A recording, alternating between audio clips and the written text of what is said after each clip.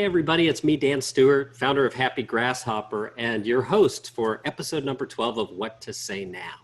So our Facebook group, What to Say Now, was created as a place where we can have conversations that matter and where we can invite you to get your conversational questions answered. So today I'm really delighted to introduce to you Angela Kristen Taylor. Say hi everybody, Ange. Hey, everybody.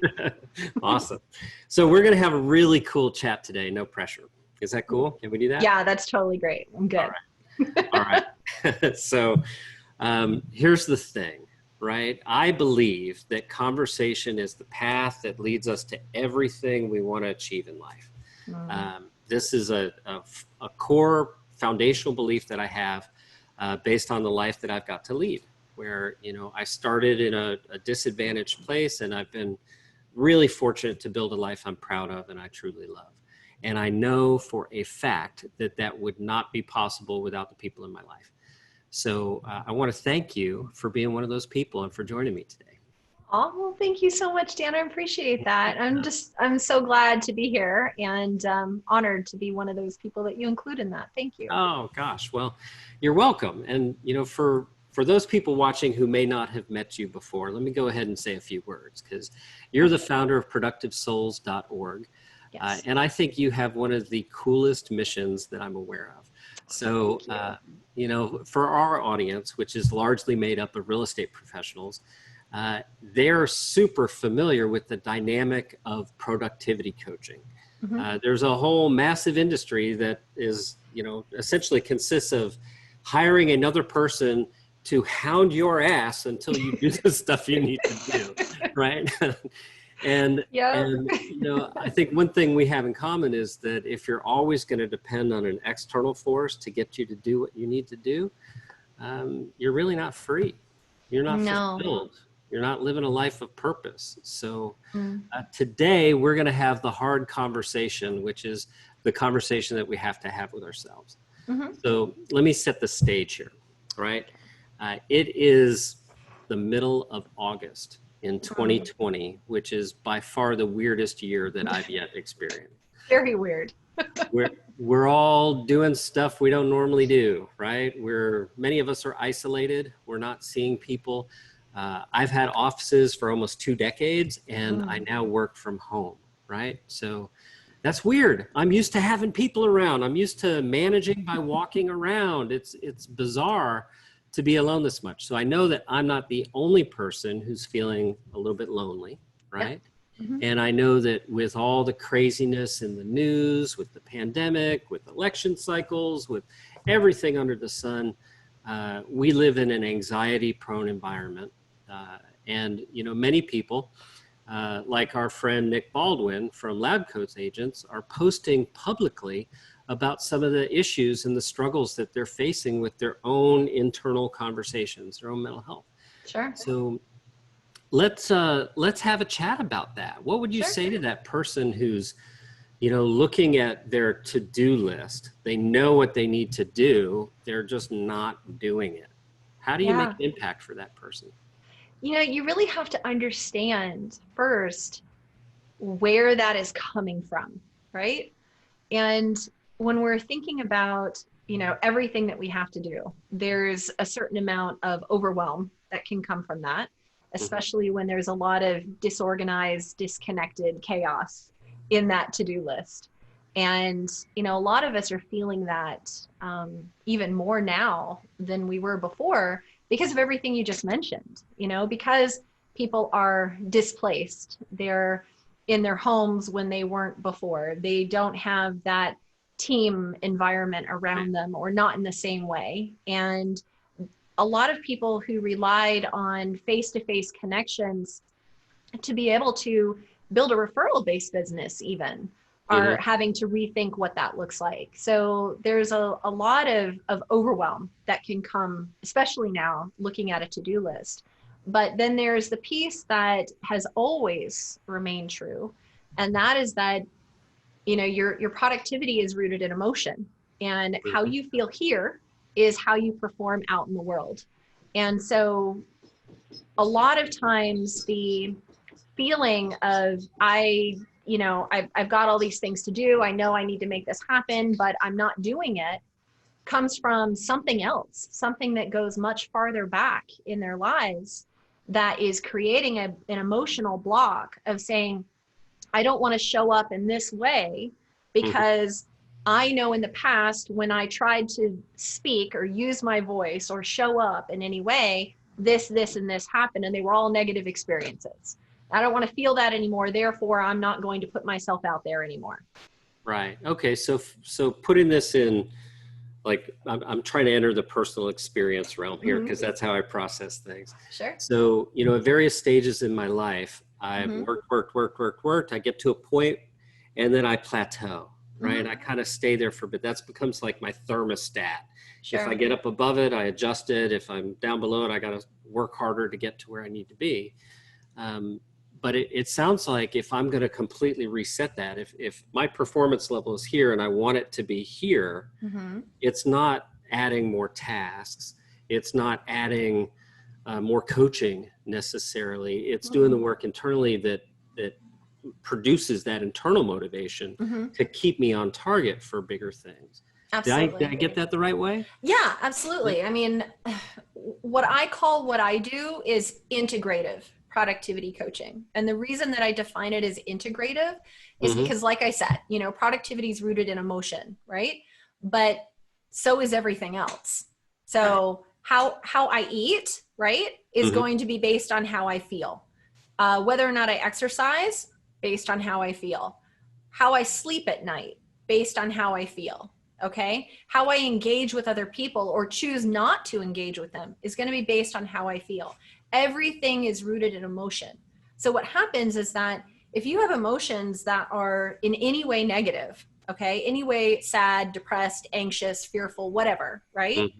Then that's going to affect how we eat. That's going to affect our energy. That's going to affect how we sleep at night. That's going to affect how we feel, which is going to affect our relationships, how we interact with others. And it's definitely going to affect how we show up in our business, 100%. So if you want to fix what's going wrong in your business, or you want to take a plateau and say, I want to take it up here, then you've got to fix all those other things that are affecting your ability to get here. Well, so it sounds like you need a process to do that. Those things have to be highly variable, I would imagine. Absolutely. So, like my issues will be mine. They may not be other people's issues. So how do you figure that out?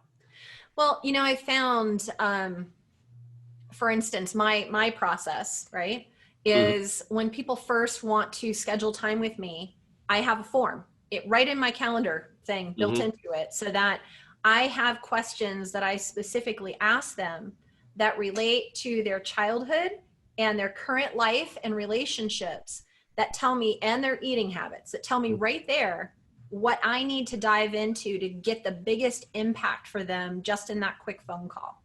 And so it does relate oftentimes to the childhood that they experienced, and what has stemmed off in their life, their experiences since then. Okay, so I'm making a connection here that I want you to either confirm or tell me I'm way off base, right? Definitely. Okay. Maybe like some of the people who are watching this, I have started things in the past that went well for a time, and then I abandoned those things, right? Sure. Sometimes it's a diet. Sometimes it's like a personal productivity thing. I will post fresh video this time every single day, or whatever it is. You set that goal for yourself, and then the moment you fail to meet it, it's like, oh, the whole thing comes tumbling down, right? So when you work with a client and you identify that kind of a pattern there, how is it that you're able to get them to like rewrite that code? So as they're starting this new process, it doesn't just stop again after a short time. Yeah. Well, really the source of starting something and stopping it is going to be one of two things, right? You start something and you realize this isn't taking me in the direction that I want to go. So you stop, and it's a conscious, intentional stop. Or it's, I want to get somewhere, but it's too hard. Yeah. And therefore I'm not going to continue to do these things. And we kind of talk ourselves out of it a little bit, where it's like, Mhm. nah, I don't want to exercise today. I'll do it tomorrow. And then tomorrow you totally forgot because it wasn't your day, right? Right. And it just keeps going until you realize, God, it's been a month and I haven't done Yeah. anything. I got to get back on the wagon, you know? So, yeah, it's usually one of those two things that'll happen that kind of throws us off. But, you know, we've got to understand where it's coming from in the first place, right? So Mhm. if we want to start something, what's the motivation behind why we want to start it? So where are we trying to get to, right? Right. Are we trying to, like, if we're on a diet and exercise plan, right? Just to use your Mhm. example, are we trying to lose weight? Are we trying to get into shape? And for what reason, right? Yeah. You have to understand what your motivation is. And oftentimes people's motivation is rooted in fear, and Mm. it's not rooted in anything else. So somebody may say, well, I want to lose weight. Why do you want to lose weight? Not necessarily to be healthy. It's because they don't like the way their clothes fit, or they think that Right. somebody is going to see them and judge them callously because of how they think they look, not Mm. because of how they actually look, but because of how they think that they look. Yeah. And so it's just really more of a fear of rejection than anything else. Interesting. So if you're that person like me, like I'll Mm-hmm. mess up here, right? I do this yo-yo thing where about once every 14, 15 months, I get on the scale and I'm like, what happened? You know, I gained back either 20 or 30 pounds. That's my Okay. number. Mm-hmm. And so how do I fix that? Like, How do you fix that part? yeah, how do I fix that? Okay, so let's look at it. Why do you feel like you keep gaining 20 to 30 pounds? What's Um, happening? What's the well, cycle you're going through? the yeah, I'm not sure. You know, maybe part of it is I get a little bored. Like I've been doing the keto thing, Mm-hmm. and you end up eating the same thing so Mm-hmm. consistently. Like I want more variety. I love Yep. to cook. I might make Mm-hmm. something for my family that I Mm-hmm. want to enjoy. Yeah. So you know, it's pretty easy to shed the weight on Mm-hmm. keto, and it's easy to maintain once I get to that range where I'm Mm-hmm. comfortable. Where I slip is Mm-hmm. like a cheat day turns into two cheat days, turns Mm-hmm. into a cheat week, turns into, oh, my pants are tight. Yeah. Like what So happened? it sounds like you're hungry for variety Hmm. and freedom of choice of what you're eating that you're not getting with keto. So it works for a while, but eventually it becomes restrictive to you.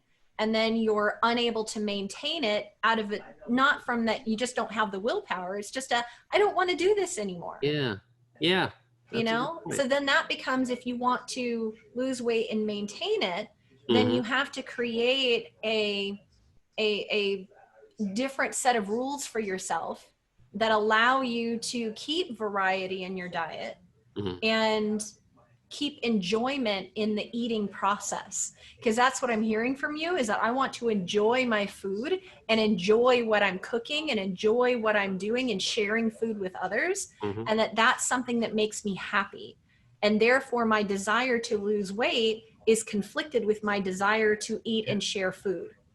interesting. Interesting. Okay. So there's a couple of things I'm noticing that I want to point out to the audience. One, you're using language of empowerment.